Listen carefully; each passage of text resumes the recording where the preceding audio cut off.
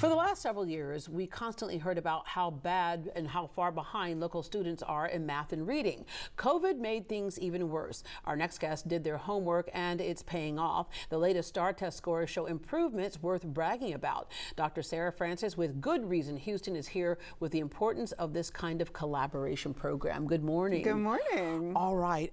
You have a 13-month-old, so they'll be entering a school system before you know it. Look, I spent my life in schools and we're so excited to have a future HISD student, hopefully. Yeah. All right. You worked in New York City Public Schools, so another big school district. Like I think HISD is like the 7th largest in the country. New York is probably the biggest, the right? biggest, 1.1 million students. Yeah. So 10 years plus in K through 12 public education. What were some of the things that you saw that we were just treading water on?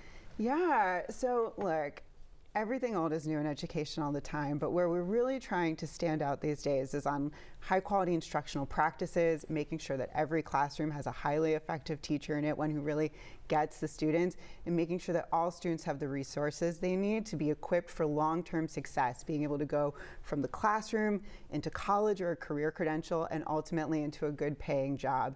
And we're excited to talk about the progress that Houston students are making now. Yeah. Your education is to drill down on all these things you just talked about. You're a former professor and education researcher, and your job with Good Reason is you lead the research strategy and translate data into actionable insights for students, right? And that actionable piece is that, because sometimes we look at something and go, wouldn't it be great if? Well, let's see if it's going to be great if, and let's put it into practice. Yes, absolutely. So Good Reason Houston is an education nonprofit, and we are all about making Houston the leading education city in the nation.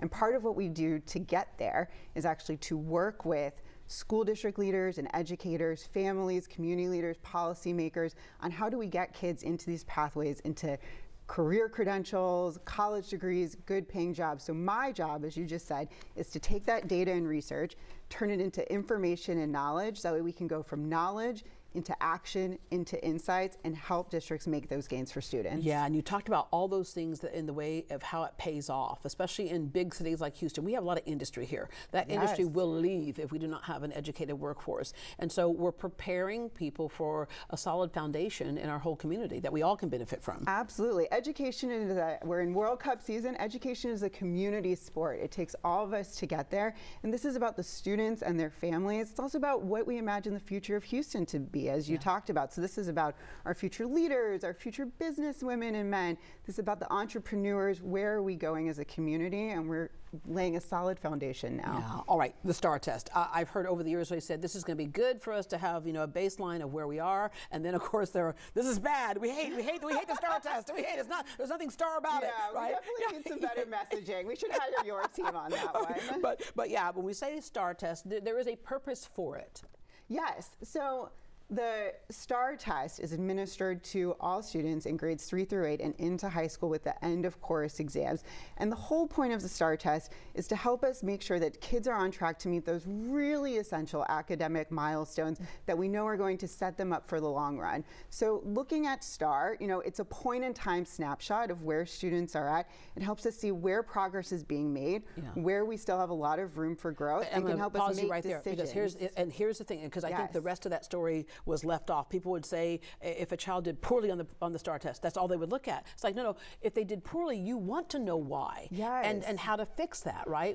It's like, what can we do better? Yes, so in my land, education research, information is power, knowledge is power. That's how we get to action, to impact. And so these scores are empowering for families, for students, and for their teachers, school leaders, and district leaders to think about, we're seeing progress here, we're not seeing it here.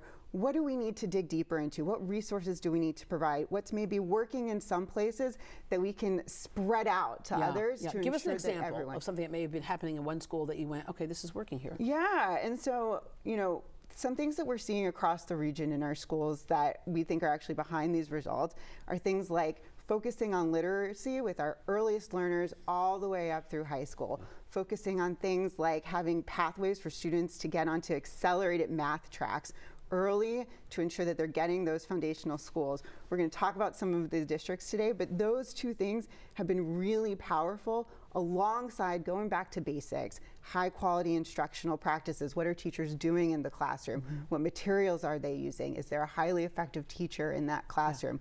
We're seeing that across so many of our schools in the region, that sort of focus, and we think that that's part of what's really behind these results, but we can use them to learn more and scale those best practices elsewhere. And even giving kids, more kids, an opportunity to start earlier, because that K piece is really important, that kindergarten piece. That even before that, and that starting with, really, when we say early learning, we mean our 0 to 3 They're in the womb. Pre-K. Yes, absolutely. And our focus as an organization is really on this, from the first day of pre-K to the first day of the job. That whole pathway is where we really feel is our sweet spot, where we can help district leaders and educators and families think about what is working, what maybe isn't working, and how can we scale what is working to other places to really see those gains for students. But yes, it starts at pre-K, and so they're enrolling now. I'll make that push. People, get your kids in pre-K, and that's where it's going to start. Before COVID, we had a continuing downhill slide on some things. After COVID, we saw the results of kids being kind of struggling to access education and being kind of cooped up. When you say we've seen improvements, what kind of numbers are we looking at? Yeah, so there's a lot to cheer about in the Houston region right now. And so let's break it down into grades 3 through 8 and into the end of course exams, because we actually saw growth across multiple grade levels and subjects in both of these. So grades 3 through 8, 52% of our students met grade level standards in reading. That is a record high for our region. That's super exciting. Nearly 6 in 10 8th graders are now reading at grade level, which is excellent news for us. And talking about that pandemic, we are continuing to see it climb back to those pre-pandemic achievement levels in math. So this is great news. If we look at our end of course exams, we're going to talk about English 1 and English 2 and Algebra 1. So 57% of our students met grade level in Algebra 1 this year. We're outpacing the state there. And these are English tangible. In English what now? Yes, well, English 1 and English 2, we also set a record high at 55% of our students. And so we are seeing real growth, real gains. That More are work to be students. done, but not to ignore the good stuff that's happening. All right, quickly, we have a webinar that people can access. Yes, so this is just the beginning.